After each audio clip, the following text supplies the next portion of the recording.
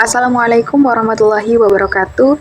Yang terhormat Bapak Ahmad Rifki Asmi MAG selaku dosen pengampu mata kuliah Aswaja 2. Kami dari kelompok 5 yang terdiri dari saya Siti Lailatun Nasihah beserta rekan saya Siti Nisaul Muthaharoh dan Wahyu Alfa. Pada kesempatan kali ini kami akan menyajikan video bertema ekstremisme dalam beragama.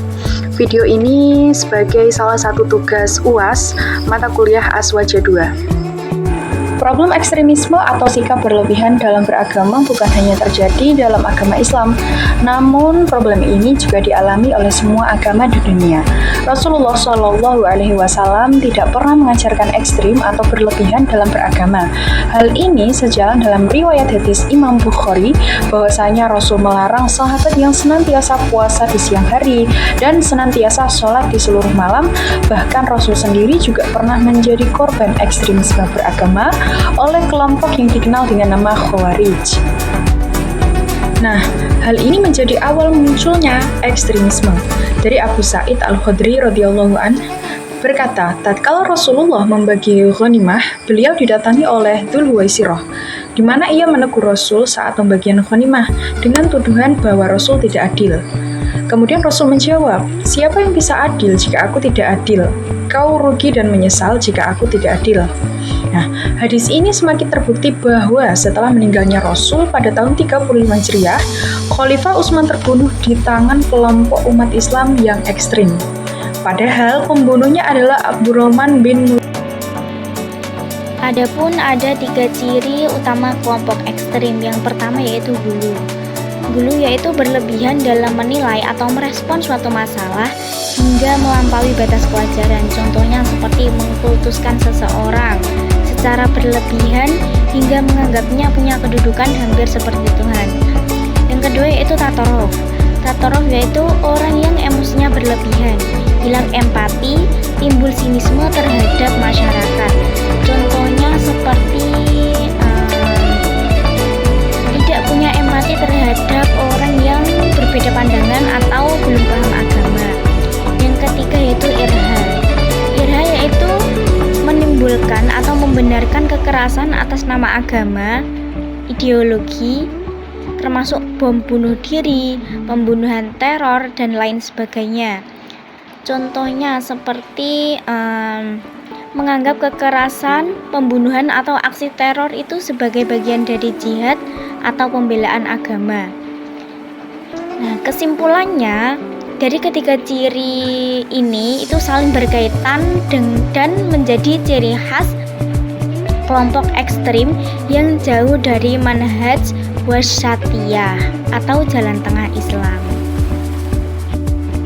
Adapun dalil tentang sikap berlebihan, Allah Ta'ala berfirman, Qul ya ahlal kitabi la taghlu fi dinikum ghairal haqqi wa la tatabi'u ahwa'akum qad dallu min qablu wa adallu katsiran wa dallu an sawa'is sabil.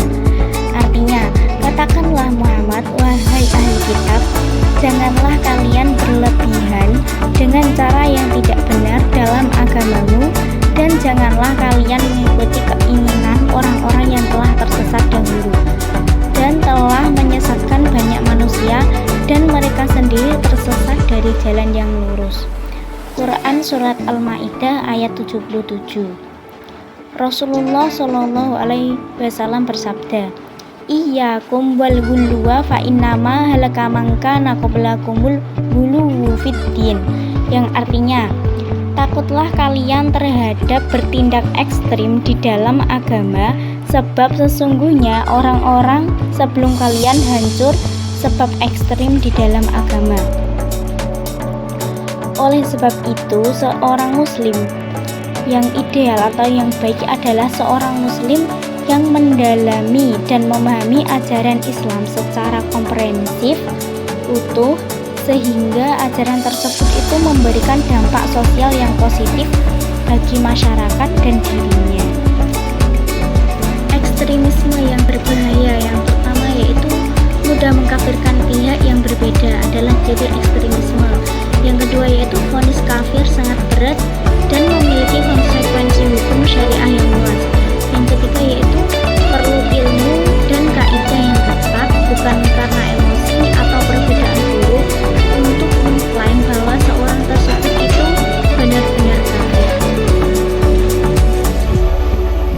Assalamualaikum warahmatullahi wabarakatuh. Perkenalkan, nama saya Wahyu Alfa. Saya akan menjelaskan mengenai definisi iman. Nah, pada slide ini itu dijelaskan iman itu menurut Ahlussunnah wal Jamaah, khususnya mazhab Asy'ariyah dan Maturidiyah. Nah, secara bahasa iman itu bermakna at-tasdiq, yaitu pembenaran. Artinya, iman itu bukan sekedar mengetahui, tetapi meyakini secara pasti di dalam hati. Nah, sedangkan secara istilah, iman adalah membenarkan Nabi Muhammad SAW dalam seluruh ajaran agama yang beliau bawa, khususnya perkara-perkara yang bersifat daruri atau mendasar. Nah, perkara daruri ini itu adalah ajaran agama yang sudah diketahui secara luas atau secara umum oleh umat Islam, baik oleh orang awam maupun yang terpelajar, seperti keyakinan akan adanya Allah, hari kiamat, surga, dan neraka, serta kewajiban sholat dan sebagainya. Nah, di dalam pandangan Asy'ariyah dan Maturidiyah, iman itu hakikatnya itu berada di dalam hati, bukan pada amal perbuatan. Nah, karena amal sendiri itu berfungsi sebagai penyempurna iman, bukan sebagai penentu sah atau tidaknya iman seseorang. Karena itu, seseorang yang melakukan dosa besar tetap dianggap beriman selama ia tidak mengingkari ajaran pokok agama. Dan ini itu menjadi ciri khas atau ciri modernisasi teologi dari Aswaja yang menolak sikap ekstrim dalam menilai iman dan kufur. Definisi iman ini itu mengajarkan kepada kita sikap adil dalam beragama, tegas dalam akidah, tetap tidak mudah menghakimi sesama muslim. Kita akan lanjut ke slide yang berikutnya. Pada slide ini itu saya akan menjelaskan definisi dari kafir dari sisi bahasa dan sisi istilah. Nah, secara bahasa, kata kafir berasal dari akar kata kafaro yang bermakna menutup atau menyelubungi. Karena itu, dalam tradisi Arab klasik, petani itu disebut kafir karena ia menutupi benih dengan tanah, sebagaimana yang disebutkan dalam surat Quran Al-Hadid ayat 20. Namun, makna bahasa ini itu berbeda dengan makna istilah. Karena secara teologis, menurut Aswaja, khususnya sebagaimana dijelaskan oleh Ibnu Hajar, kafir adalah kebalikan dari iman. Nah, maksudnya itu tidak membenarkan sebagian atau bahkan seluruh ajaran agama yang bersifat daruri yang dibawa oleh Rasulullah SAW.